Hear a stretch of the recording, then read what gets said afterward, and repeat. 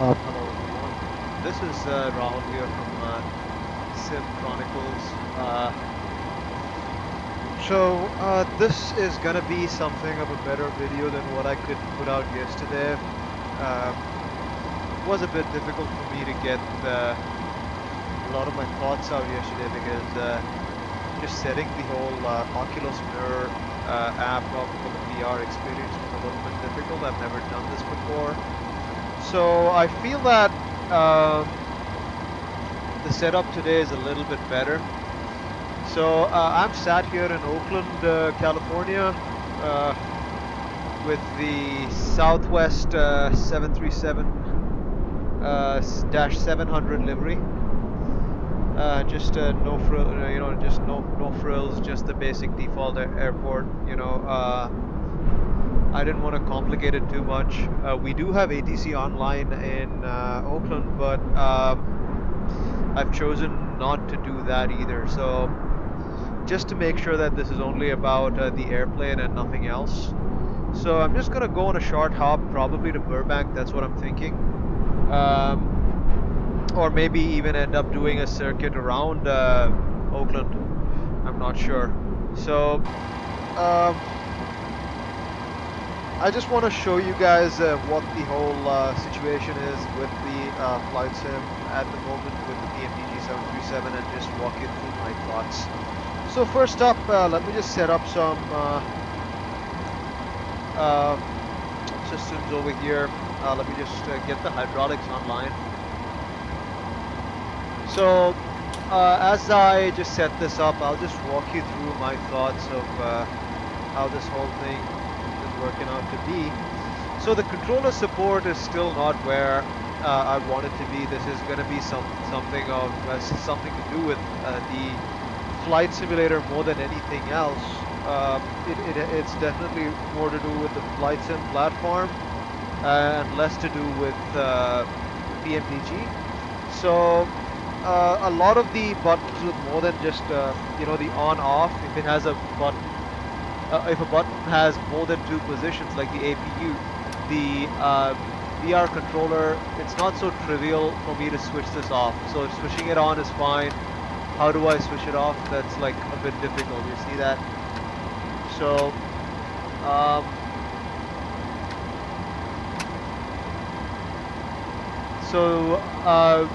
switches which have just like one on-off position, it's far easier. But those with more than that, it's a bit difficult. Now, another pet peeve that I have with the controls is the rotary knobs over here for VR. So compared to what we have in X-Plane, I think Microsoft can actually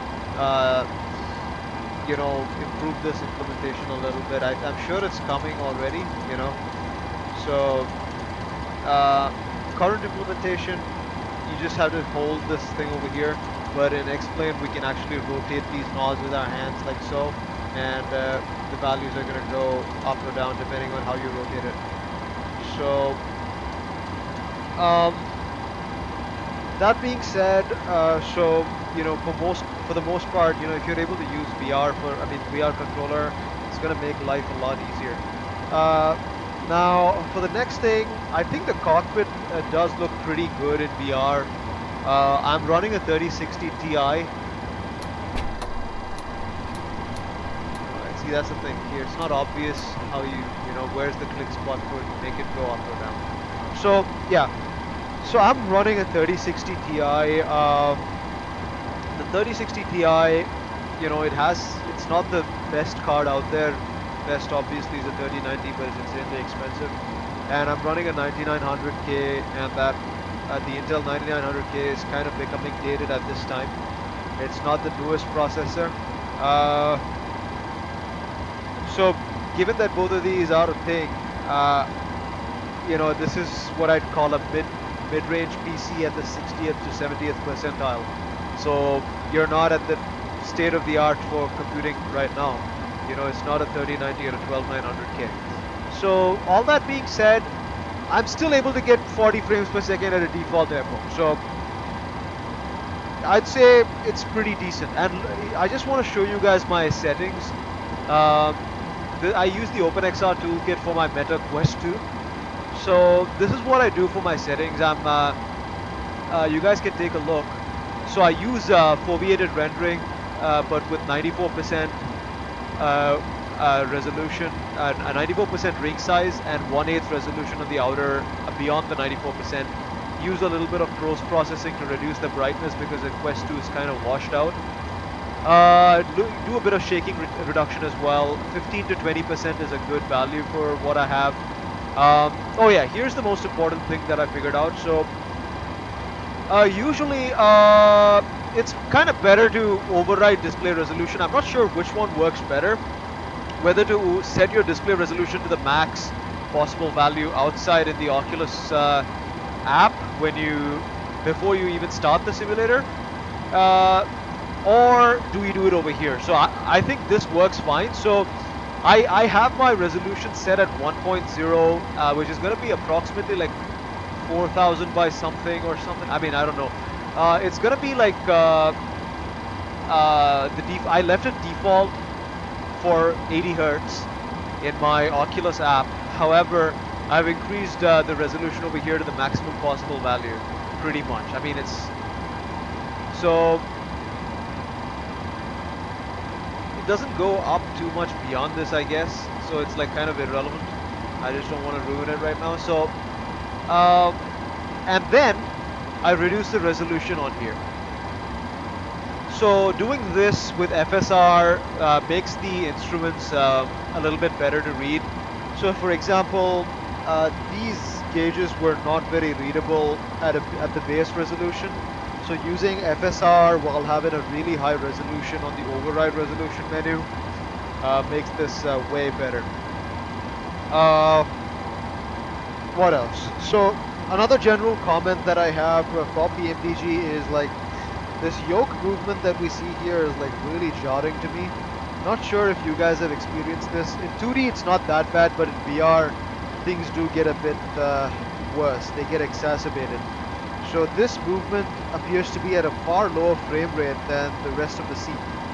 So I'm getting 40 Hertz over here for my overall frame rate in my VR, but this is like 15 Hertz, 15 to 20 Hertz. I can see a lot of lag in the control animation. Similarly, it's going to be easier to observe as well for the landing gear animation. So this is also like kind of laggy, you know. I mean, the speed brakes are a little bit better. Thrust levers also have a bit of lag, you know. Same for the flap levers. Flap levers are actually fine. Thrust levers have a bit of lag. What else? How about the sounds? Well, sounds are fine for the most part. I'd say the engines, I mean, it's fine. I mean, I'd give this a solid B+ for sounds. And inside the cockpit, I think you see the stick shaker. Yeah, the animation and all that is pretty good. But I feel that this is not how it should sound. The stick shaker is an analog system, so. That? So an analog stick shaker should not just abruptly stop like that. It's a physical system, so the sound needs to be made better. The sound needs to kind of fade out. The vibration needs to die down slowly. Here the vibration is just stopping all of a sudden. So it's like it needs a little bit of work there. How about the pack sounds? Pack sounds are actually pretty good. You know, if I increase the pack level to high, so based on the pressure you're going to have, the air pressure, the air conditioning flow is the flow. If you increase the flow rate, it's going to be louder. So that's pretty good too. And FMC looks pretty good. Of course, like PMDG have done a good job with that. Again, if you want to see something even worse, you look at this. Yeah, this is again back to the animations of the wipers. Not so good, you know.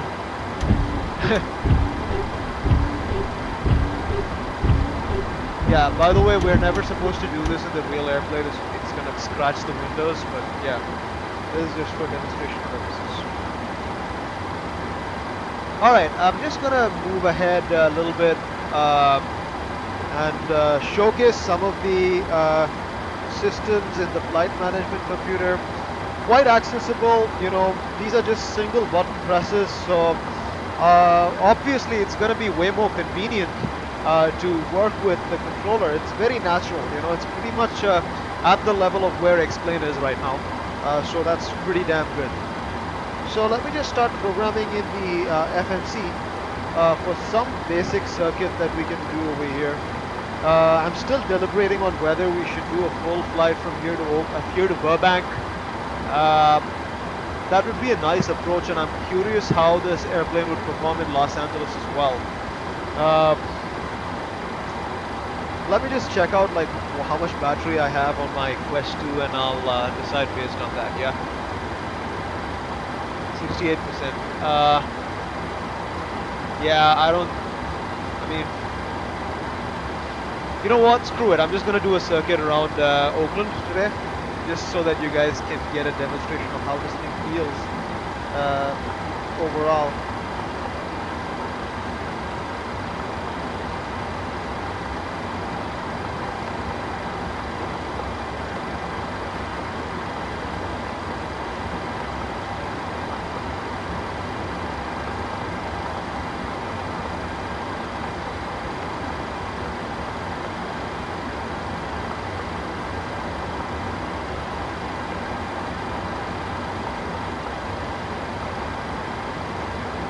Call ourselves Southwest 1. So here's another thing, the big feature that's missing. It's the electronic flight bag. So we don't have the EFB yet. So without the EFB, it's not going to be easy for us to, you know, integrate with SimBrief, look at weather reports. However, VR kind of makes it easy. I can just really nicely drag all of these screens. You know, I don't even need this. So I can look at the weather at Oakland right now. We're having westerly winds, 19 knots. Pretty good weather for flying. It's going to be a good way to showcase the capabilities, how this airplane performs.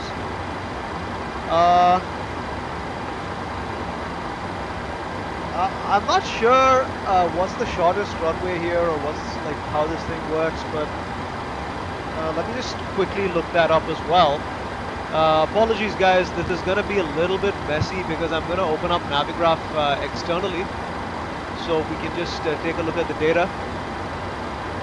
So ideally you'd want to do this within the flight simulator, so there is an app for that. However, the whole sign-up process with VR kind of makes it a little bit inconvenient, if you see what I mean. So we're currently at this position. I think runway 30 is pretty good for a westerly wind. We're going to have a slight crosswind component, but I think that's a good idea. We have a nice long runway, 3.2 kilometers.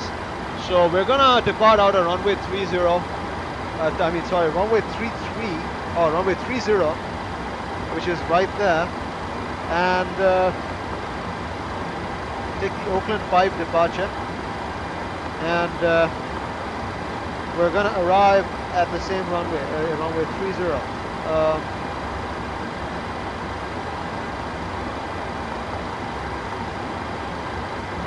So after takeoff, I'm just going to assume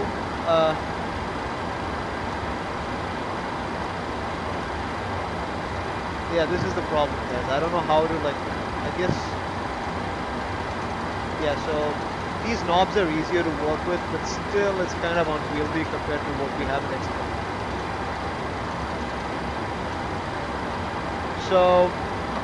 So let's just get the flight directors on first. Let's assume that we fly runway heading for a while and then make a turn towards the Bay Area, then fly a longish circuit, and by the time we land it's going to be a bit dark. So you know what, just to adjust a little bit of the time to see a nice sunset over the Bay Area, I just want to adjust the time a little bit. Yeah, this would be pretty good if we, assuming we depart at like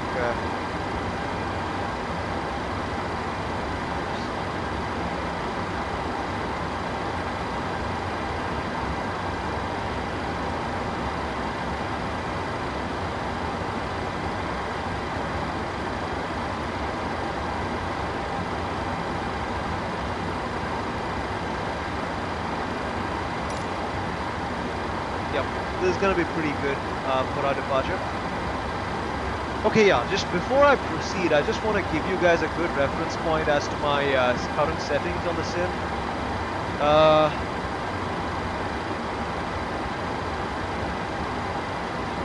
not sure if it, okay, I think my mirror actually crashed. Yeah, now it's back. Yeah. Yeah, so I just want to give you guys a good briefing on my current settings.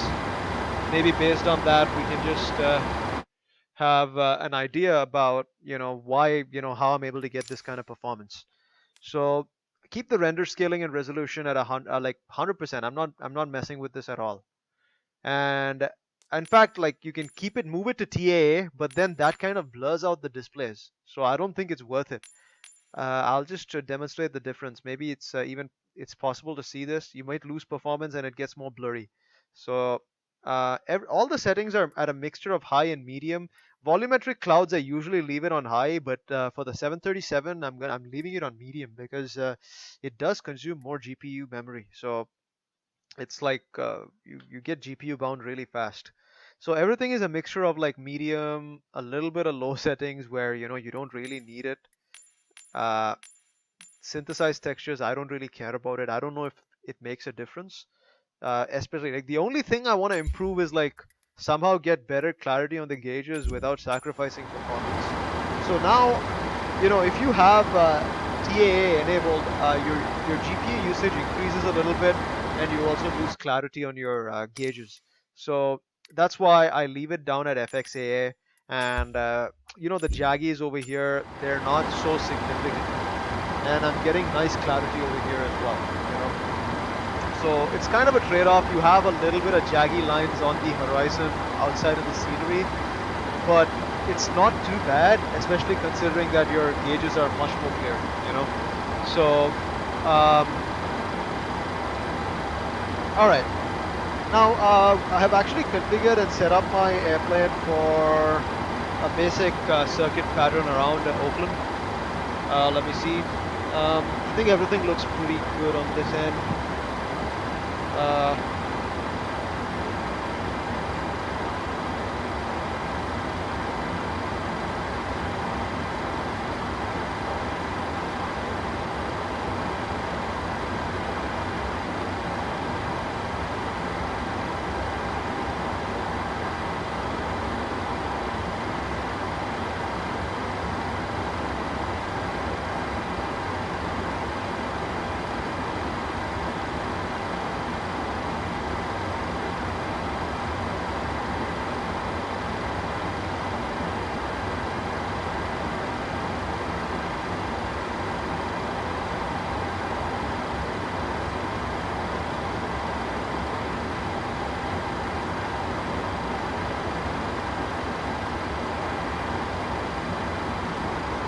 Alright, I'm back.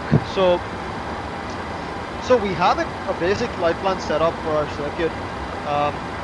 We're going to just verify the load that we have on board, just modify some of these parameters. I'm going to carry some dead weight, just remove the whole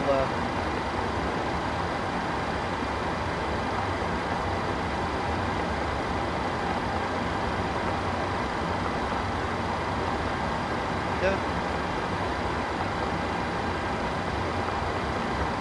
5,000 kilograms should be good for a couple of circuits, maybe even more, easily more. So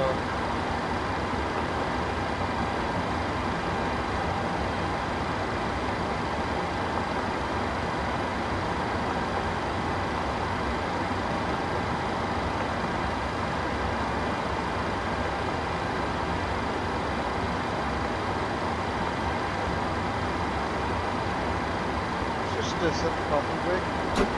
So yeah, here's another thing. PMDG needs to really work on this. I think, to my knowledge, to even arm the parking brake, you need the brakes to be armed. But if I do that in this airplane, the brakes just keep switching off.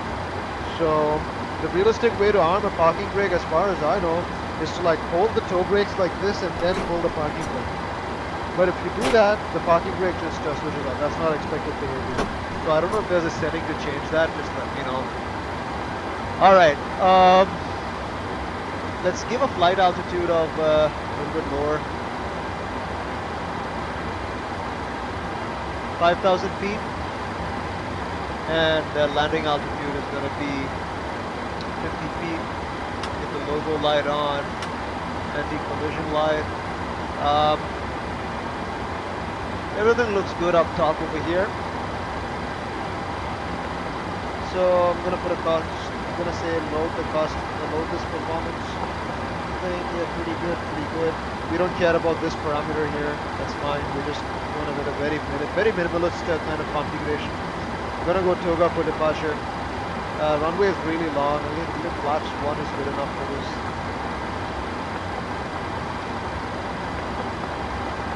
So, alright guys, I'm just going to leave the performance counter on over here just to give you guys an idea of how much I get. Again, just reminding all of you, I have a 3060 Ti and an i9 9900K with 32 gigs of RAM.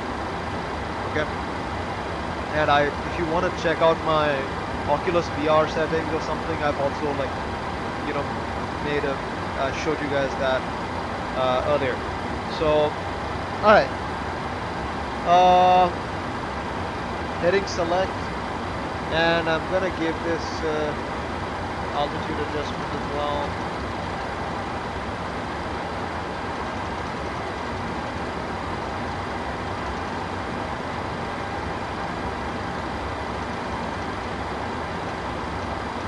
Alright.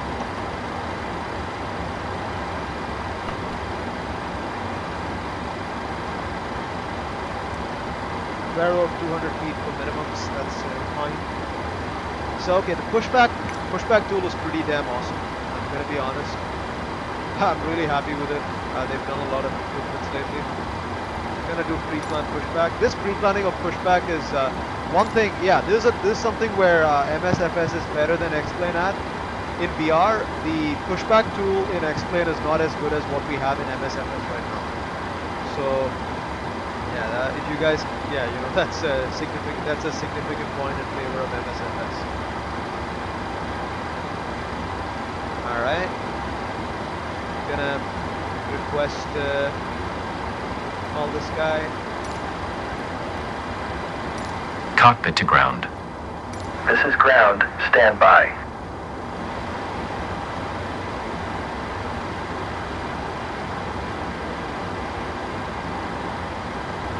Oh, by the way, guys, just keep in mind if the weather gets worse, obviously your GPU usage is going to get worse. Just to showcase how it gets worse, like I'm just going to give you an example, how much of a percentage increase or something you guys can expect if you have like really overcast weather.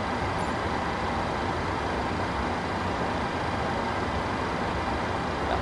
So it does increase by, a couple of thousand. Okay, sir. The bypass pin is installed. All doors and hatches closed and all ground equipment is removed. The parking brakes are set. You may lift. Parking brake set. Lifting the aircraft.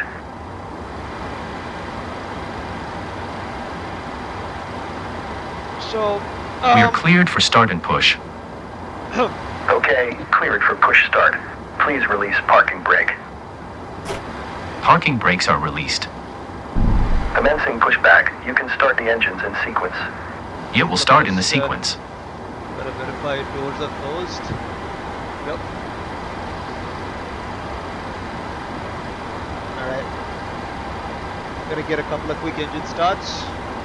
Get the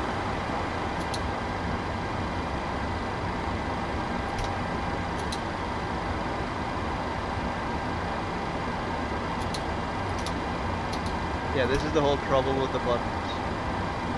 I don't know where to press. Yeah, I think you gotta press on top of that thing to move it up. Something like that. Okay. I'm gonna start with engine number 1.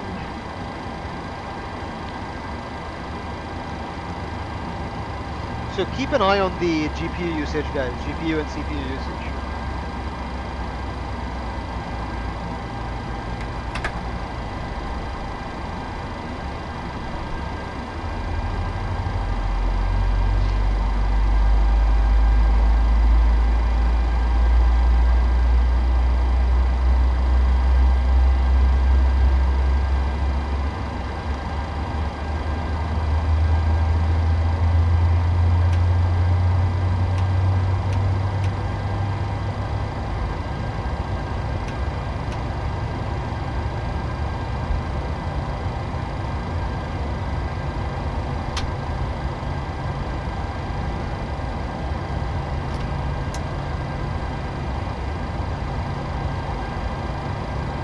best part about VR is that, you know, it looks pretty damn awesome. You know, you get the feel of actually sitting inside the flight deck. Even though your FPS and resolution and all of that, you need to make some trade-offs at this point. But still, you know, it's worth it. Certainly worth it.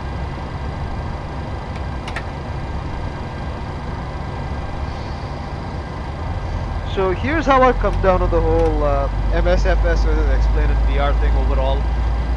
Airplanes generally perform better. It's a little bit less washed out in explain, but the lighting, environment, and terrain models are like way better in MSFS. So it's really difficult for me to just pick one, especially given that, you know, you're having new airplanes coming into MSFS and it's an active development. So, you know, from that perspective. Okay, pushback completed. Please set your parking brake. I forgot to get these on.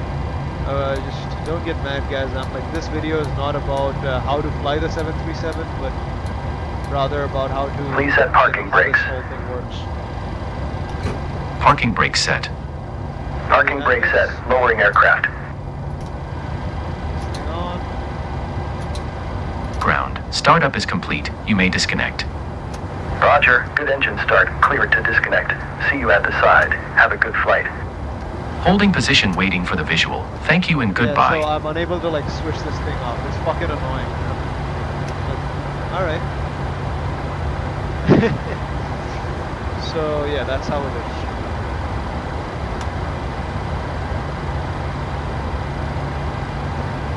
So GPU usage has increased a little bit for some reason. CPU usage has increased as well, assuming you know we are doing more compute right now. Get the flat swap. And flight control check. Full left. Full right. Neutral. Full up. Full down.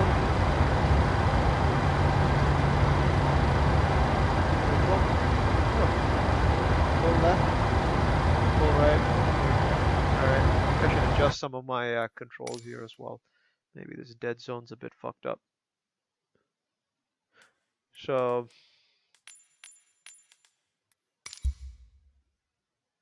Yeah, it's a bit off center. I think I'm using this modded Cytec yoke. Need to like work on this again, try to disassemble it and fix it once more.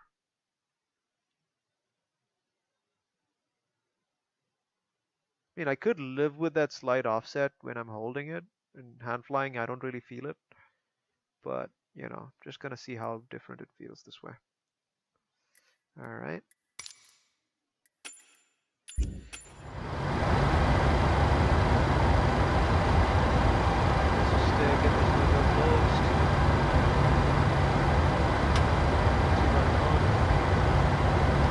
All right, so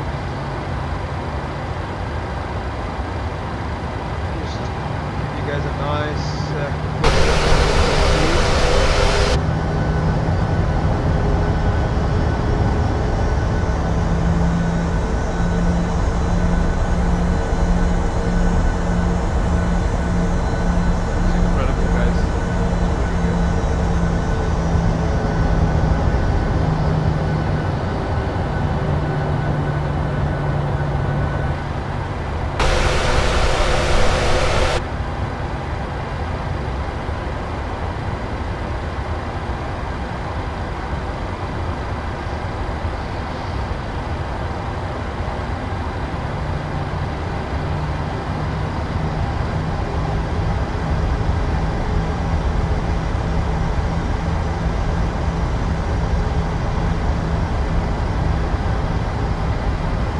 question for people who might know, who've probably flown the 737 in real life. Are the engines this loud and do they sound like this in the cockpit?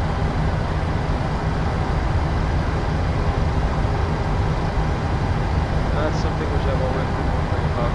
Oh, by the way, yeah, let me just demonstrate this head-up guidance system here. Really nice, right? This is pretty damn awesome. This makes it like really convenient to like shoot really, you know, when you have low visibility. The HCS system just fits so naturally over here, you know. So that's pretty awesome. Great job by Microsoft for giving us this option. Doesn't kill performance.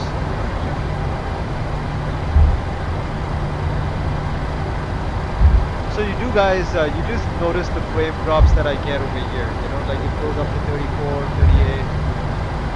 So when you have a lot of clouds, when you're in an add-on airport, when you're, you know, in traffic, yeah, you're gonna see greater drops.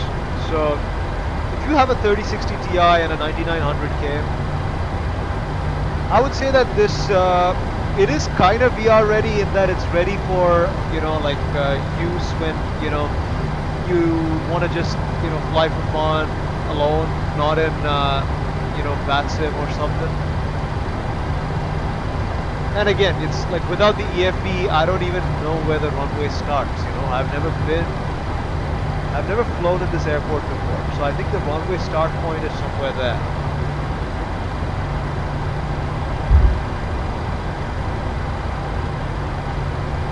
But I think we should still be fine.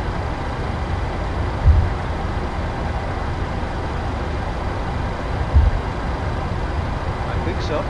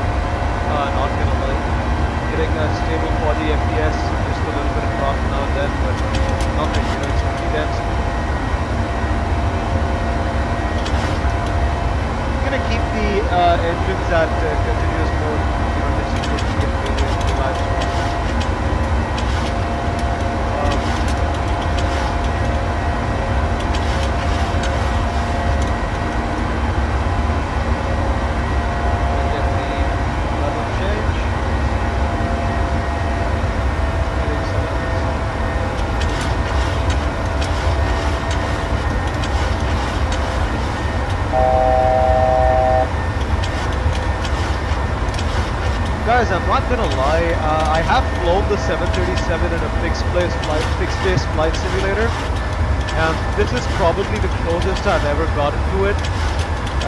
You know, like if you, maybe in like 2 to 3 to maybe even 4 years down the line when VR technology gets better and we get better and maybe even like better graphics cards and better VR headsets, and of course the upcoming DLSS. Who knows where, you know, we're gonna go with you know, all of these technologies.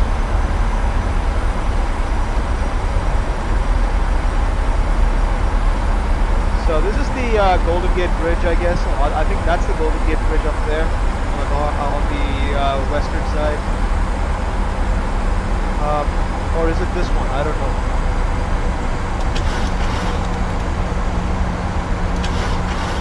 So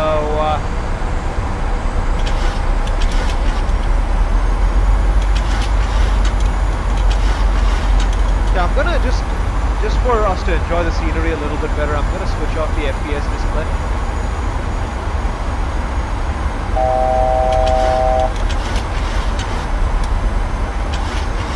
So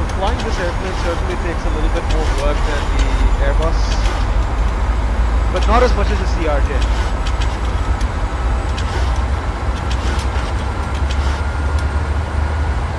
But I think even the CRJ is easy to fly, you know. Once you get the hang of managing your power settings a little bit, you know how to trim. I'm still getting used to the trim on this airplane.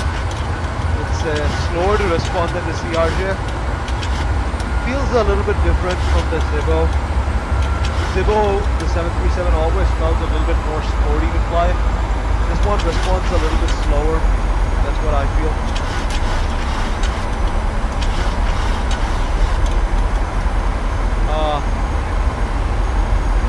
Not gonna lie, guys, this looks fucking beautiful, you know. I'm not gonna lie. So I'm just gonna fly south again. We took off runway 30, so we're gonna do a base leg runway to 120 degrees.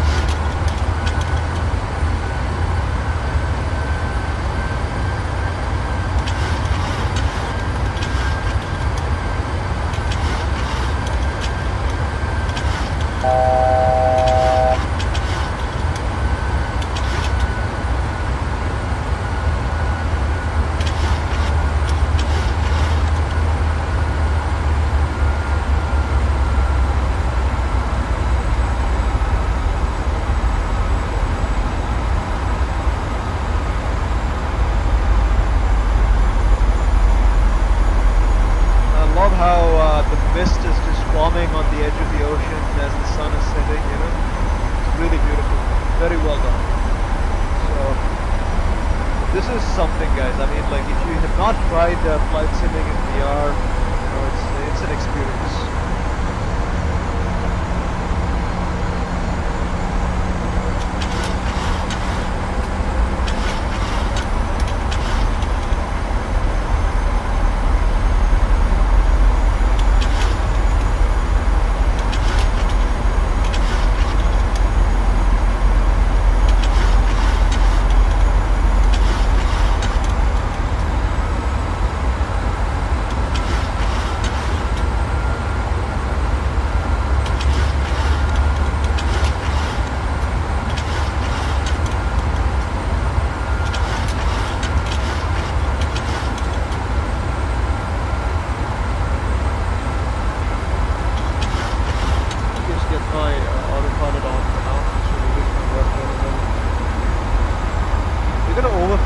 San Francisco. This usually doesn't happen, I guess, but yeah, we do not have ATC. So I do have photogrammetry enabled. The Bay Area looks really beautiful at this time of day. San Jose is straight south. We're looking at a few airfields there as well with all those blinking lights. So it's pretty damn awesome, guys. Pretty damn awesome.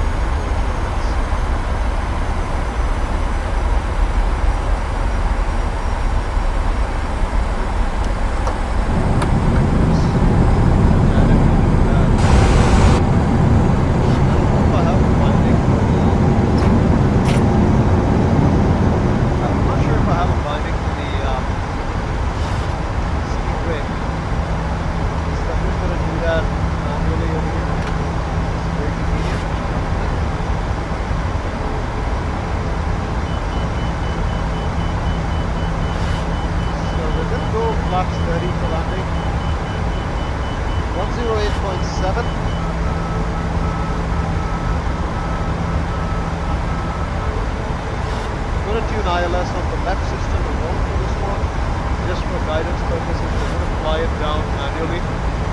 Heading 296. Okay guys, lights are starting to come on in San Francisco. It looks really beautiful.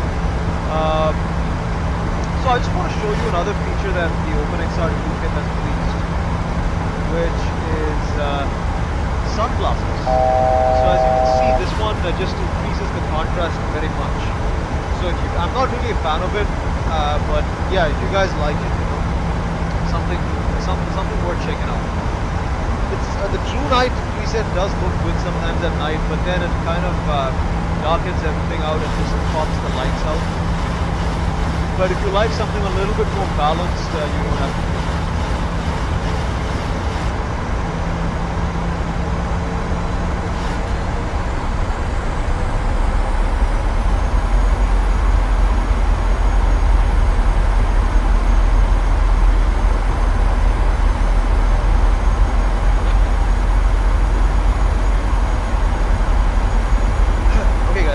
Now that we're getting back to the approach phase, I just want to switch on the FPS monitor again. I don't want to put the usage, but just the FPS, so you guys can get an idea. Let me just check on how much power I have here. 48%. Usually there is a way to make this last longer on the Oculus, so you just have to unplug it and re-plug it in again, and that's how you do it.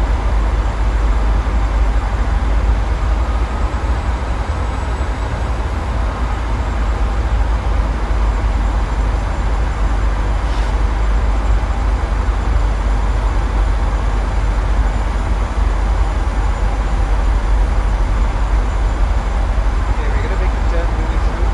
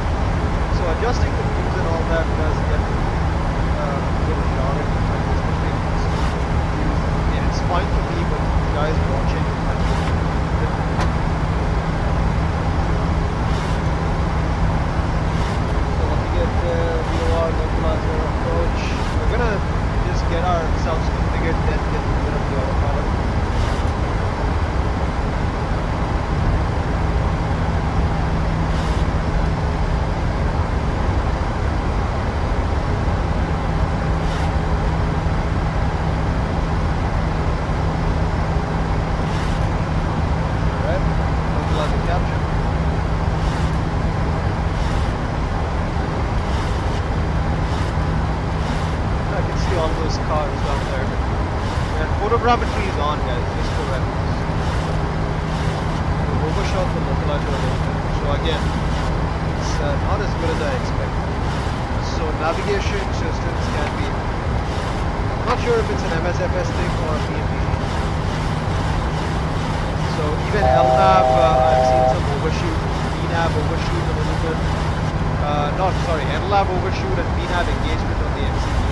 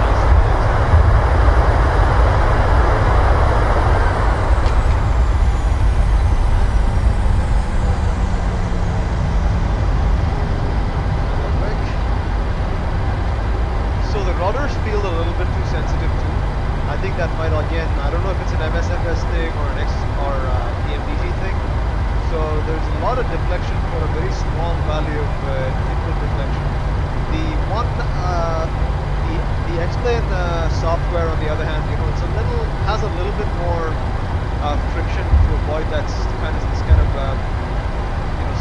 slipping kind of behavior where you feel like you're just taxiing on ice or something. So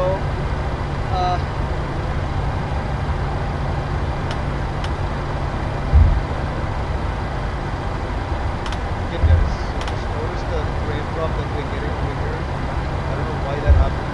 So, but yeah, this is temporary frame drop, but nonetheless. Alright, let me just get the NVU online. So what are my closing thoughts? Honestly, I think if you have a system that's similar to mine, I'd say that yes, you can use it in VR, but I wouldn't say it's quite ready for like one of those VATSIM event type flights, obviously. It's not quite ready for that kind of thing. It's not really ready for like really complex scenery, add-on airports and things like that. For that, you might need something in the neighborhood of 3080 or maybe even 3090. So, and a better CPU, of course, helps. So, I think maybe a couple of years down the line, this is going to be this is going to be hitting its sweet spot at that time when a lot of people have perhaps the 4000 series GPU, and beyond, and there are even better CPUs available. And VR would really hit its stride at that time. And MSFS would have also made a lot of progress with controllers. The future is bright for Microsoft Flight Simulator.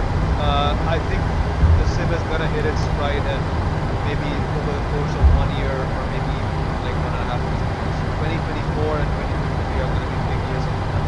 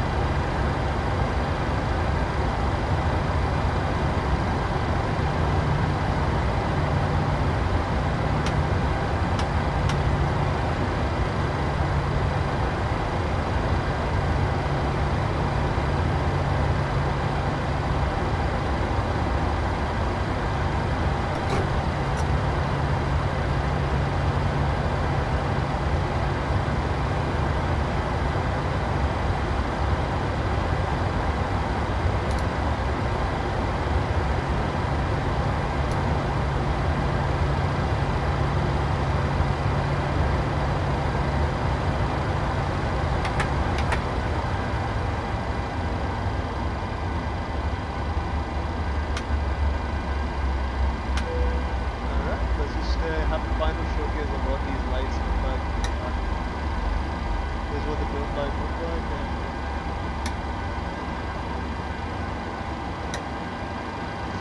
alright, before I close out, I just want to give you guys a video of the entire cockpit.